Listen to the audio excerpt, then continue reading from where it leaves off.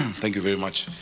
Prime Cabinet Secretary, Your Excellency Musalia Mudavadi, Your Eminences, Your Graces, Bishops, brothers and sisters in Christ, allow me to associate myself with the protocol already established. Welcome to Nairobi. Welcome to Nairobi. I am really honored. I have never been in a room with so many bishops. And I have a good feeling about this room. Your Excellency, the last time I was in this room was during the gubernatorial debate before the election of 2022. And I won. And so now when we add the blessing, and I don't know what happened, I was in the theme, I didn't know the colors go together with the purple. I feel that blessing will be there also today. I'm greatly honored. Thank you really for honoring us with your presence in Nairobi. We are happy that you're here from across the region. And I'm glad to join you in this conversation on synodality and the young people. I personally have had a journey in leadership as a young person. And I believe your theme is very, very relevant to the experience that our region is going through today.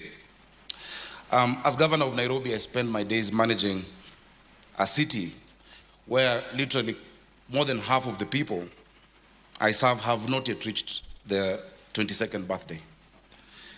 Across our region, the median age is young. The median age in Uganda is 16 years, meaning more than half of the people have not reached the age of 16. The median age of Zambia is 18.4. The median age in Kenya is 21. South Sudan, 18. Tanzania, 19. Malawi, 20 years old. Ethiopia, 20.4. Eritrea, 21.3. So quite literally, the statistic that I've just mentioned is really framing the discussion that we're having.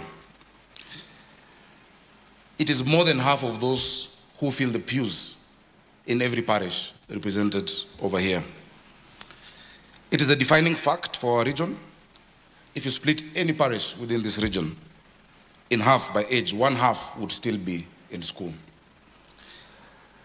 I want to share two things from my own work in governance. I got into leadership pretty young, while at the university, through student leadership. And many times people questioned, and I wish I can get an opportunity, because I'm told you have very many young people around, to also share with them a few nuggets. I was at age 19, when I started in President Mwai Kibaki's campaign, that time in the referendum.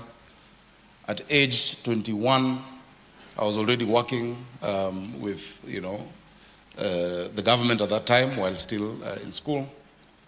I became the chairman of Kenya's ruling party at age 27. It was called the National Alliance, if you remember.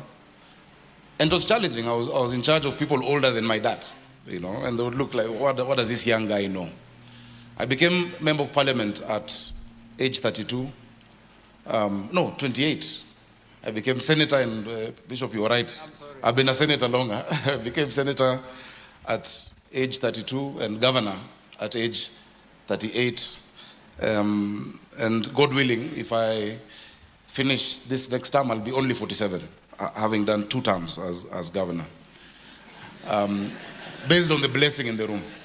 Purely based on the blessing in the room. We are speaking at a time that is so critical, because we have millions of young people in our region who have been disciplined by harsh economic times, who many times do not have hope, many times are looking at their elder siblings who are jobless. We must deal with their unemployment, but the church must still continue to be the salt of the earth. The church must still continue to be that place of solace that holds us together. And allow me to really deeply, as governor of this city and as a leader, to thank the Catholic Church, because the Catholic Church, its presence alone in Nairobi has really helped keep things together. from your schools, your institutions, your contribution in health, your contribution in all sectors, it cannot go unnoticed. And we're really hoping that we can continue a deep partnership to reach these young people. The first thing that I learned was listening before building. The young people today are unwilling first to be defined by those overquoted statistics. They want something real and tangible. They don't want you to give them curated solutions that you found somewhere. They want to build together. And I've seen that practically happening in the city. Whenever we've had regulations, whenever we've had, in fact, recently we've just done our development control policy on physical planning. It was really enriched by our young people. I always talk about this yellow watch that I wear. I think many of you from Kenya may know what it symbolizes. Before I became governor, 1 out of 4 children were not going to school in Nairobi because of urban hunger, due to urban poverty. And we said, let's create a solution with our young people. This is not a fancy watch. It is a digital solution created by young people in Nairobi, where after having seen the problem of hunger, we built 17 kitchens to provide meals. Today we feed 320,000 children every single day, and they all wear this watch, which is a digital tap to eat. From this device alone, I can tell you how many children have gone to school today, what they have eaten, how many have eaten, and it is bringing hope to this generation. That 40% are now coming to school who are not going to school. That is building bridges, that is building hope in a generation. And it's one of the areas, and I'm glad I saw Mr. Russo here from KCB. It is one of the areas where we agreed to partner, and I hope we can also partner with the church. You can imagine these children do not even finish their food. They take it back home to their siblings. You can imagine that parent who wakes up not knowing whether they will get a job. Maybe they work in a construction site, or there are mamafuas who are waiting to wash clothes. Today they have hope that whether or not they get a gig, whether or not they get a job, their child has eaten. It has changed the performance in the last 3 years because we've been consistent from 2023. Not a single day has been missed. The performance in our schools today are the best performing in the country. The attendance is 100%. No child misses school. And I'm sure when you walk out in the streets today, you will not see street children when schools are on. What Bona PCS you'll help me with is the holidays. The parents are now worried because during the holidays, the school feeding program is not there. And I'm sure if we work out something, we can still create with the church as well to bring back hope to this generation. That is just an example. The second is about hope made tangible. I feel the church knows this instinctively, that in a society of young people, when the people feel safe, when the people feel taken care of, when the people feel that they can trust, then you have a society that really is something to look forward to, that everybody is at peace. We have a challenge today because many of these disillusioned young people, and I keep saying, the biggest security challenge in our region is not Al-Shabaab. It is not Al-Qaeda. It is millions of disillusioned, disengaged young people. And we've seen them being misused locally by politicians, by my colleagues, and many times even some of us are blamed. And we really must come strong as a church to bring back sanity and to stop that idea of goonism, political misuse of these young people. Let us give them hope. I'm very happy that our president has programs that he has lined up that actually address that urgency of day-to-day engagement of these young people to create jobs.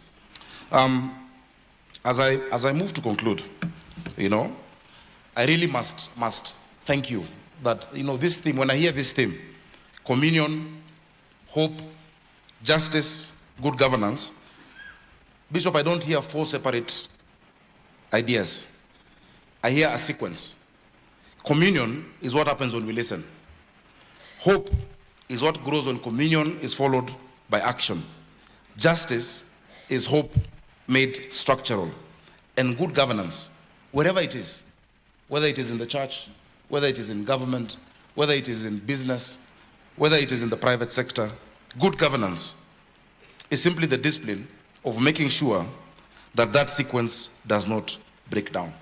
I want to encourage the young people, because I know they're listening, that leadership is not position, it is influence.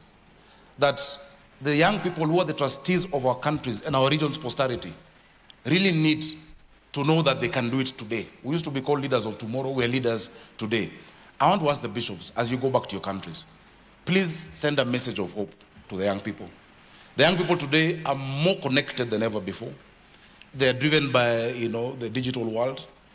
They can follow us from wherever they are. They have that connection. We're living in a global village defined by information technology.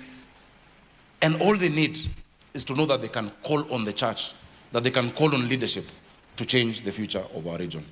Finally, bishops, allow me to extend a welcome. Beyond this, Nairobi is beautiful. Nairobi is not just Catholic University. We have a national park right next to you.